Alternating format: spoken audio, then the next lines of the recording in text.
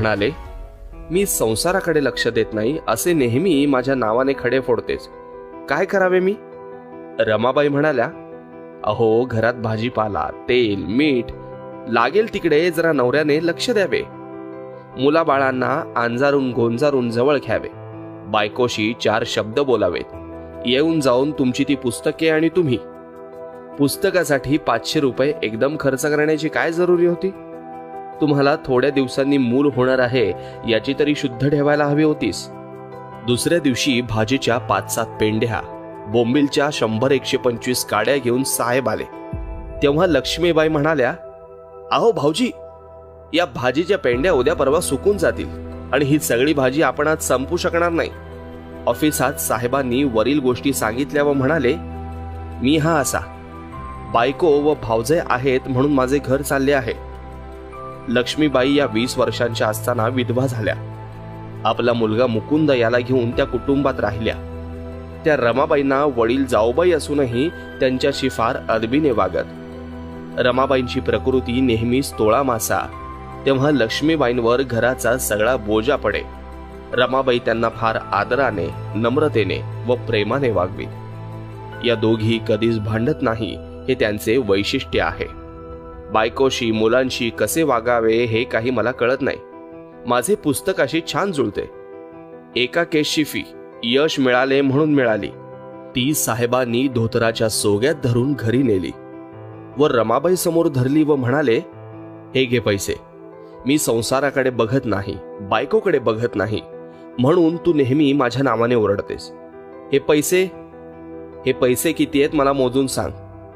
20 रुपयाची चवड याप्रमाणे करून रमाबाई म्हणाल्या, हे पैसे 11 चवडी आहेत. साहेब उसन्या रागाने म्हणाले, पण ते पैसे एकंदर किती आहेत? रमाबाई हसून म्हणाल्या, किती? तुम्हाच ठाऊक. तुम्ही हजारो पैसे मोजता तसे मला मोजता येत नाहीत. मी काही शिकली सवरलेली बाई आहे. दोघेही हसू लागले. नंतर साहेब म्हणाले, तू अशी अडाणी राहिलीस म्हणून बरे झाले, नाहीतर तू मला जास्त हैराण केलं असतं. रायगड किल्ल्यावर साहेबांस मराठ्यांनी मारले.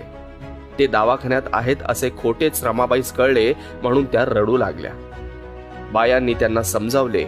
साहेब आल्याचे कळल्यावर भेटण्यास त्या अति उत्सुक झाल्या. तेव्हा सर्व लोकांनी सांगितले की, साहेब घरी जा, थोडा वेळ थांबा व मग परत या, बाईंना बरे वाटेल. साहेब रागाने म्हणाले, अहो बायका अशाच, त्यांच्या साऱ्या इच्छा, आकांक्षा यांकडे आपण पाहत बसलो तर आपल्या हातून कोणतेही कर्तृत्व होणार नाही. मला केससाठी रात्रीच्या गाडीनं कोल्हापूरला जायचंय. तेव्हा केसची मला आताच तयारी केली पाहिजे. तुम्ही सर्वजण जा आता. कोल्हापूरहून परत आल्यावर रमाबाईंशी ते बोलले. ऑफिसात आल्यावर सहस्त्रबुद्धे साहेबास म्हणाले, पण साहेब तुम्ही पत्नीबद्दल फारच बेफिकीर असता, हे बरे नाही. साहेब यावर गंभीर झाले व म्हणाले, सर्व लोकांचा मजवर हा आरोप आहे. मी पत्नी, मुले आणि माझी लायब्ररी यांच्यावर मनापासून प्रेम करतो. ते प्रेम व्यक्त करण्याचे माझे मार्ग तुमच्यासारखे नाहीत, म्हणून मी तुम्हाला निर्दय वाटतो. हे साफ खोटे आहे. माझ्या पत्नीच्या स्वार्थ त्यागामुळे मला आज ही स्थिती प्राप्त झालीय. मी परदेशात असताना रात्रंदिवस जिने प्रपंचाची काळजी वाहिली व जिला अजूनही वाहावी लागते आहे, व मी स्वदेशात परत आल्यानंतर माझ्या विपन्न दशेत शेणीचे भारे स्वतःच्या डोक्यावर वाहून आणण्यास जिने मागे पुढे पाहिले नाही, अशा ममताळू, सुशील व पूज्य पत्नीच्या सहवासात दिवसाच्या 24 तासांतून मला अर्धा तासही घालवता येत नाही. साहेबांस सभेला नेणाऱ्या लोकांचा रमाबाईंना राग येई. एकदा तर असे घडले की बाबासाहेब एका परिषदेकरता बाहेर गावी जाण्याची सिद्धता करीत असताना रमाबाईंनी सुद्धा आपल्या सामानाचे बोचके बांधले. साहेबांना त्या रागारागाने म्हणाल्या, घरी राहून तुमच्या जीविताची चिंता वाहत बसण्यापेक्षा तुम्ही जिकडे जाल तिकडे यावयाचे मी ठरवले आहे. रमाबाईंचा राग अनावर झाला होता. उभयंतात मोठे भांडण जुंपले. शेवटी साहेबांनी रमाबाईंची भीती दूर केली. रमाबाईंनी पंढरपूरला जायचा ध्यास धरला तेव्हा त्यांची समजूत घालताना साहेब म्हणाले, जेथे भक्ताला विठोबाचे दर्शन मिळत नाही ते पंढरपूर काय करावयाचे?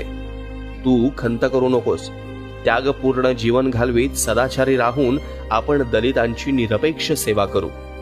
आणि तिथेच दुसरे पंढरपूर निर्माण करू. साहेब बॅरिस्टर होऊन आले. त्यावेळी रमाबाईंची प्रकृती अतिशय बिघडली होती. डी.एन. पगारे रमाबाईंस भेटले तेव्हा त्या म्हणाल्या, पगारे दादा, हे तुमचे साहेब करतात तरी काय? अहो, मी अशी झालीये तरी माझी साधी विचारपूस देखील ते करत नाही.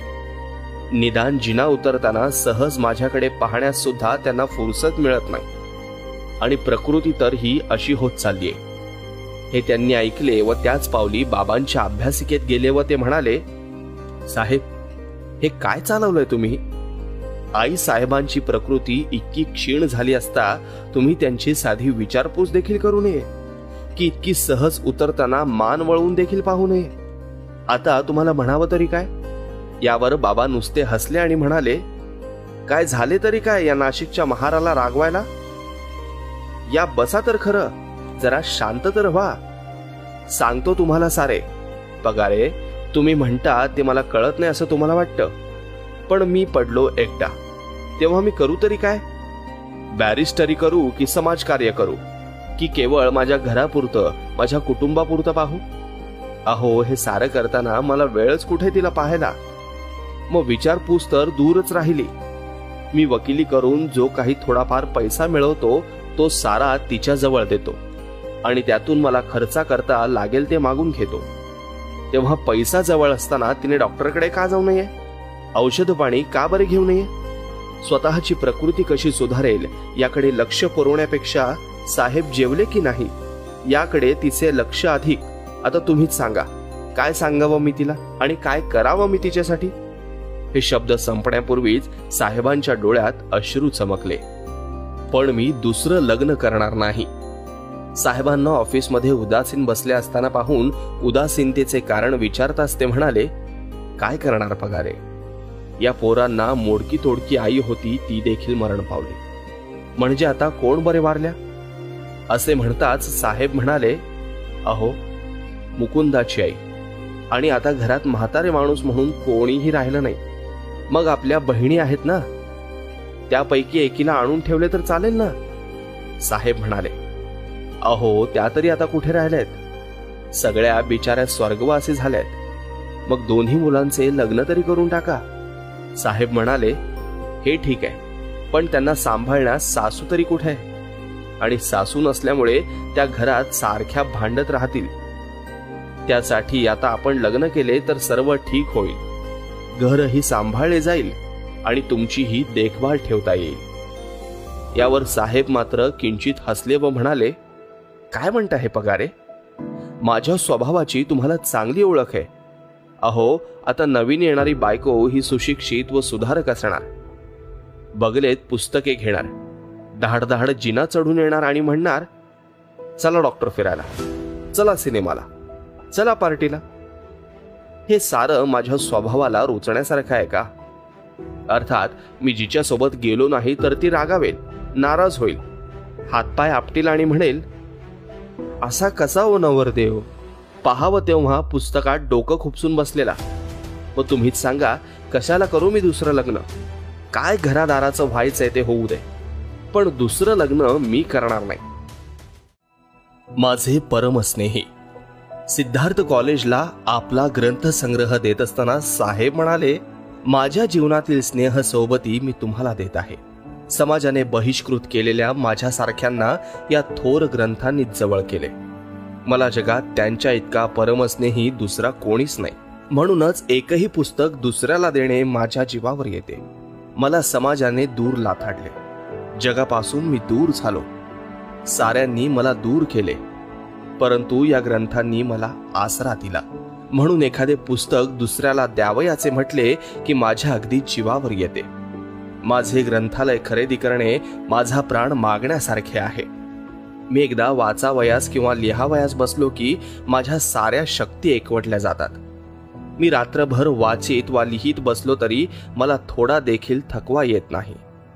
अविश्रांत वाचनामुळे माझी स्मरणशक्ती एवढी तल्लख आणि प्रखर झालेली आहे की अमुक ग्रंथावरील महत्वाचे लिखाण किंवा अमुक ग्रंथाच्या अमुक पानावर अमक्या ओळी हे वाक्य किंवा हे शब्द महत्वाचे आहेत असे मी सांगू शकतो. विद्या हे माझे उपास्य दैवत आहे. मी त्याची 24 तास पूजा करत असतो. सहवासात शांत आयुष्य वेचण्यासारखा दुसरा आनंद नाही. पुस्तक मला शिकवतात, मला नवी वाट दाखवतात, म्हणून ती मला आनंदाचा लाभ करून देतात. स्नेहसोबती जोडण्याची कला माझ्या ठायी नाही. माझी मुद्रा अतिशय कडक व उग्र दिसते व त्यामुळे मजजवळ येण्यास लोक कचरतात असे म्हणतात. असे असणे काही अशक्य नाही, पण माणसांपेक्षा पुस्तकांचा सहवास मला अधिक आवडतो ही गोष्ट मात्र खरी आहे. प्रोफेसर आनेसाकी व मिस्टर एडमंडस या दोघा पंडितांनी बुद्धाची शिकवण व ख्रिस्ताची शिकवण याविषयी एक तुलनात्मक असा महत्त्वपूर्ण ग्रंथ निर्माण केलेला आहे. यावरून दिसून येते की ख्रिस्ताची शिकवण म्हणजेच बुद्धाची शिकवण होय. हे त्यांनी एका बाजूस बुद्धाचे प्रमेय व दुसऱ्या बाजूला बायबलमधील ख्रिस्ताचे प्रमेय घेऊन त्यांची साधर्म्य अगदी तंतोतंत पटवून दिले आहे. या ग्रंथाचे मराठी भाषांतर करून जनतेच्या हाती द्यावे असे माझ्या मनात आज कित्येक वर्षांपासून आहे. मी हे ग्रंथ अगदी जीवापलीकडे जपून ठेवतो व सहसा कोणाला देत नसतो. पण काही मंडळींनी अत्यंत आग्रह केल्यामुळे मी एक भाग माझ्या मित्राला वाचण्यास दिला. तो त्यांनी हरवून टाकला. ह्या माझ्या अत्यंत आवडीच्या व दुर्मिळ असलेल्या ग्रंथाची अशा तऱ्हेने विल्हेवाट लागल्यामुळे मला वाईट वाटले.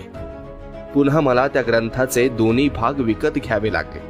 एका पुस्तक विक्रेत्याजवळ ते मला अनपेक्षितपणे मिळाले. लवकरच त्या ग्रंथाच्या भाषांतराचे काम मी सुरू करणार आहे.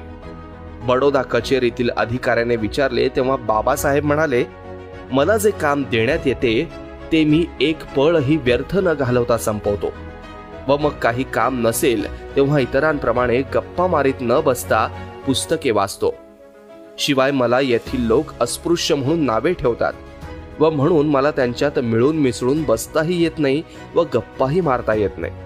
भीमराव कचेरीत काम संपवून लायब्ररीकडे चालले तेव्हा एक अधिकारी म्हणाला, चालले साहेब लायब्ररीचे नाव सांगून भटकायला.